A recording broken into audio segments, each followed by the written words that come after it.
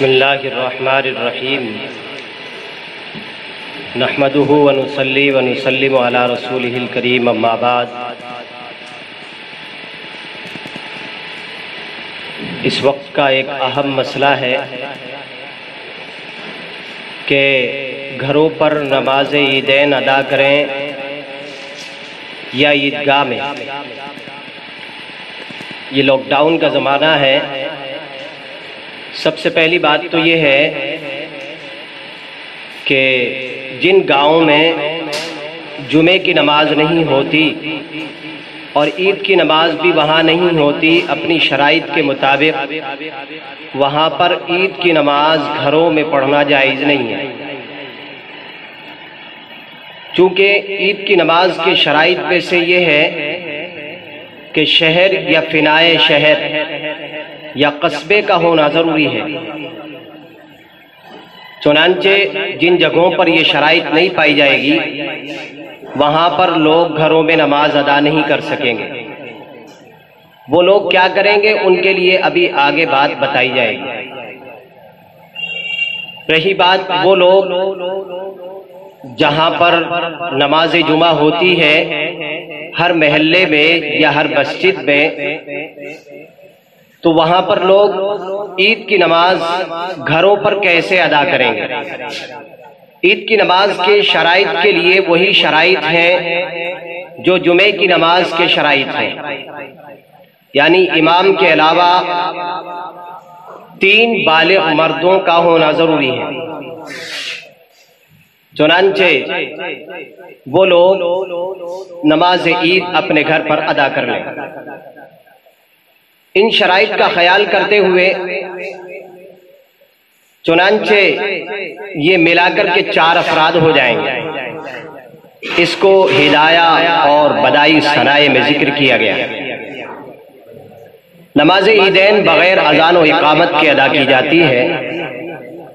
چنانچہ اگر کسی آدمی کو خطبہ یاد نہ ہو تو وہ آدمی کتاب میں یا کسی پرچے میں یا موبائل پر دیکھ کر خطبہ پڑھ سکتا ہے، لیکن اگر کوئی ایسا آدمی نہ ہو جس کے پاس خطبہ نہیں ہے تو مجبوری میں خطبہ چھوڑنا بھی جائز ہے، لیکن بہتر یہی ہے کہ خطبہ پہلے سے کہیں سے لے لے۔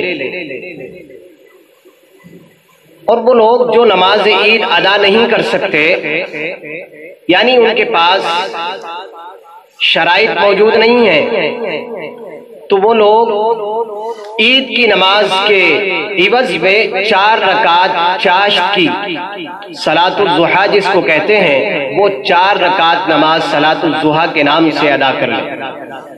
اس میں 2 رکعت پڑھنا بھی جائز ہے اور 4 رکعت ایک سلام کے ساتھ پڑھنا بھی جائز ہے، لیکن ایک سلام سے پڑھے تو زیادہ بہتر ہے۔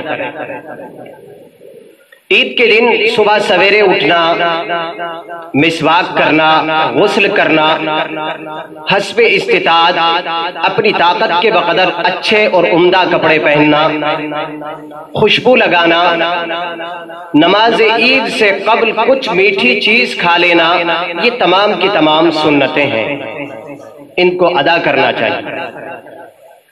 عید کی نماز میں 6 زائد تکبیریں ہوتی ہیں، 3 پہلی رکعت میں ہوتی ہیں،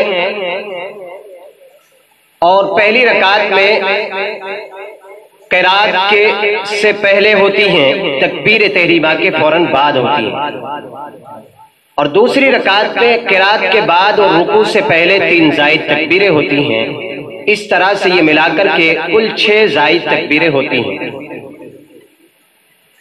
نماز عید کی نیت اس طرح سے کریں گے کہ 2 رکعت نماز عید الفطر واجب مع 6 زائد تکبیر کے، یہ اس طرح سے نیت کریں گے۔ چنانچہ نماز عیدین کا طریقہ یہ ہوگا کہ 2 رکعت واجب کی نیت کرتے ہوئے تکبیر تحریمہ کے لیے ہاتھ اٹھائے اور اللہ اکبر کہہ کر کے باندھ لیں. پھر امام اور مقتدی تمام کے تمام ثنا پڑھیں گے. ثنا پڑھنے کے بعد میں امام ثنا کے بعد تعوذ اور تسمیہ بھی پڑھے گا، یعنی اعوذ باللہ بسم اللہ بھی پڑھے گا. مقتدی نہیں پڑھیں گے، مقتدی خاموش رہیں گے. اس کے بعد 3 تکبیریں اور ہوں گی. 3 تکبیروں میں سے پہلی 2 تکبیروں میں ہاتھ اٹھا کر کے چھوڑنا ہے اور تیسری تکبیر میں ہاتھ اٹھا کر کے باندھ لینا ہے. چنانچہ پھر اس کے بعد میں قرات ہوگی، رکوع ہوگا، سجدہ ہوگا اور پھر دوسری رکعت کے لیے امام کھڑا ہو جائے گا. اس کے بعد میں پھر قرات ہوگی. قرات کے بعد میں پھر 4 تکبیریں ہوں گی. 4 میں سے پہلی 3 تکبیروں میں کانوں تک ہاتھ اٹھا کر کے چھوڑ دینا ہے اور چوتھی تکبیر میں بغیر کانوں تک ہاتھ اٹھائے ہوئے اللہ اکبر کہتے ہوئے رکوع میں چلے جانا. پھر باقی نماز اپنے معمول کے مطابق ادا کی جائے گی. تو یہ وہ چیزیں تھی جن کا وضاحت کے ساتھ معلوم ہونا ضروری تھا. چنانچہ وہ میں نے آپ کے سامنے ذکر کر دی ہے کہ جن جگہوں پر عید کی جمعے کی نماز نہیں ہوتی ہے تو وہاں عید کی نماز بھی پہلے سے نہیں ہوتی، تو ان جگہوں پر عید کی نماز گھروں میں ادا نہیں کر سکتے. اور جہاں پر جمعے کی نماز ہوتی ہے اور عید کی نماز بھی وہاں شہر میں ہوتی ہے تو پھر وہ لوگ اگر حکومت کی طرف سے اجازت نہ ملے تو اپنے گھروں پر نماز عید ادا کریں. البتہ اس میں ایک اشکال ہے، اس کا جواب بھی ساتھ ساتھ دے دیتا ہوں. اذن عام کیا چیز ہے؟ اس پر بہت سے لوگ اشکال کرتے ہیں کہ جی اذن عام نہیں پایا جاتا. دیکھیے، اذن عام کا مطلب یہ ہے کہ باہر سے کوئی آدمی آنا چاہے تو آ سکے، اس کو روکا نہ جائے. لیکن اس وقت جو گھر کا دروازہ بند کیا جاتا ہے وہ اس لیے نہیں کہ ہم اس آدمی کو یہاں نماز نہیں پڑھنے دیں گے، بلکہ اس وجہ سے دروازہ بند کیا جا رہا ہے کہ 4-5 آدمی سے زیادہ کی تعداد حکومت کی جانب سے الاؤ نہیں ہے. تو اس تعداد کو بڑھنے سے روکنے کے لیے دروازے کو بند کیا جاتا ہے. یہ اذن عام کے منافی نہیں ہے. لہذا اس طرح سے جو لوگ گھر میں نماز جمعہ ادا کر رہے ہیں ان کی نماز درست ہو رہی ہے، اور جو لوگ لاک ڈاؤن کے زمانے میں عید کی نماز اپنے گھروں میں ادا کریں گے وہ لوگ بھی، ان کی نماز بھی بالکل درست ہوگی.